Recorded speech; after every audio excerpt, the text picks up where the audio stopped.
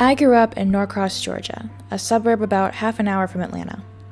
My father moved there in the 1990s and, making use of his computer science degree in the dot-com boom, started an e-commerce business as he freelanced website design. My mother was from Mobile, Alabama, and moved to Georgia with her family soon after finishing high school. Both have lived in or close to my hometown since they entered the state. My parents and I have had a rough time of it from middle school onwards. In addition to coming out as gay in 8th grade, my diabetes management was a point of contention between us.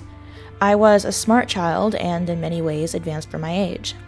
This, of course, was balanced by social awkwardness, as a childhood spent close to only those who could manage my diabetes had left me socializing with mostly adults and unable to connect with those my own age.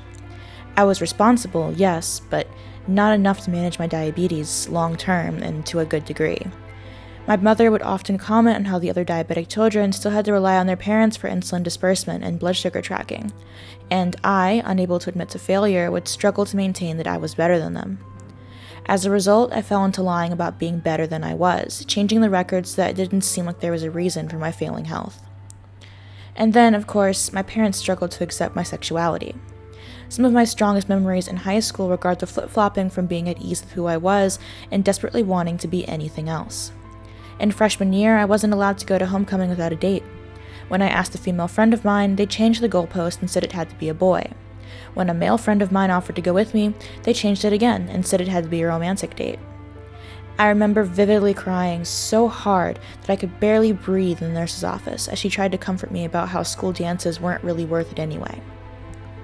As graduation approached, I clung to the idea of escape, of going somewhere far enough away that I could do all the things I missed out on: dates, friendly hangouts, freedom, and in all of its idealism, adulthood. I wanted to go to a college in Atlanta where I was sure I'd find others like me. In the end, I set my goals in a school 15 minutes away from home. 2 years later, I moved 15 minutes away from home in the opposite direction. I got a car, a motorcycle, jobs that gave me enough money to go a little further from home, and yet I never really went far. Oh sure, I visited Savannah, Chattanooga, beaches in Florida or South Carolina. Last year I thought myself in love and flew to Houston to meet a girl, and then went to Maryland this year to visit a friend. But I never really felt like I left home. Either these were small trips, or I'd been there before with my parents, and so memories had already tainted it. I felt, no matter how much my situation improved or worsened, that I was going nowhere. It was like being stuck not in a time loop, but in a freeze frame. Everything was exactly as it had always been, and so was I. This summer, I left the country for the first time. It wasn't my idea. My best friend at the time had found the only travel abroad location which would work towards my major, and despite applying after the application had closed and without a passport in hand, it all worked out. People had told me that the world was bigger than my little corner, but how could I understand what they meant? Traveling in the US, you realize that although the backdrops may change, heat for cold, flatlands for mountains, we're all very much similar. I can walk into any McDonald's and order the same food I have at home. I can enter any restaurant and be assured that they will understand my order and that I am behaving exactly as I am expected to. To live somewhere else is to realize that the assumptions we base everything off of are not universal. The foundation of how we live our lives is different in every new place we inhabit. It rarely leaves us considering how we act in certain ways, or why we expect the world itself to behave as it does. It leaves little room for growth. I've always believed that I would die before I was 30. In my teenage years, the depression was so horrible that I tried to take my own life on several occasions. My parents never seemed to understand that I meant it, and at best, any attempt at treatment was seen as an obligation to be fulfilled under the judging eyes of school administrators or doctors. It wasn't until I had a taste of freedom, of being able to live alone, to make my own choices, that I decided that I wanted to be alive. It took until last year to realize that I wanted more than that. I wanted to live. I couldn't do that in my hometown. I couldn't grow, I couldn't challenge myself. I certainly couldn't become someone better than I was. I also couldn't be happy.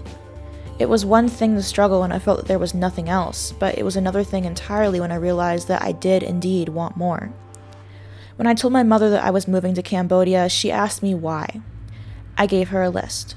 My insurance had run out and I couldn't qualify for it back home nor afford insulin out of pocket. Living costs were high and supplementing income with student loans wasn't a long-term solution. I wasn't happy at home and had no friends or real support system. I wasn't happy. Like she did with all the other ideas I presented her, from college transfers to living off-grid in a tiny home, she nodded, swallowed any personal anxieties or objections, and asked what I needed her help with.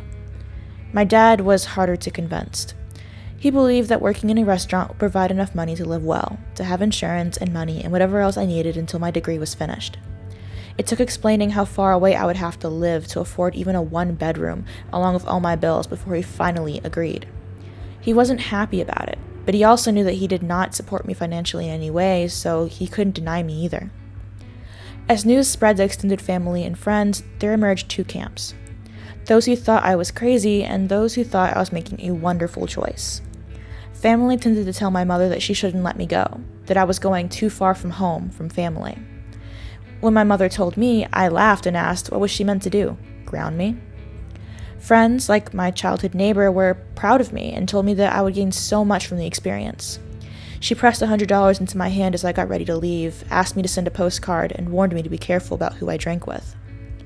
Both camps worked under the same assumption, that I was being brave, though whether that was interpreted as foolhardy and reckless or valiantly dauntless was differed by the individual. I can't say if either are entirely wrong, but they aren't perfectly right either. I am anxious that I might have made the wrong choice, that I threw out or donated most of what I owned and I will regret it. I worry that I'll have to hang my head and go home in shame and failure. I've tried in part to mitigate the risk by storing my vehicles in winter clothes with my parents, but I still worry. I am afraid, but I am far more terrified of the fate that would await me if I stayed in that tiny room in a town that I knew and who knew me all too well. We talk about the abyss and the unknown and what becomes of those who face it, but we rarely discuss the danger of being known too well, and how that may be used to keep us caged by our own histories. I can't say whether I've made the right choice, if I'll find success or if I'll fail horribly, or maybe just in the simple small ways that we all do.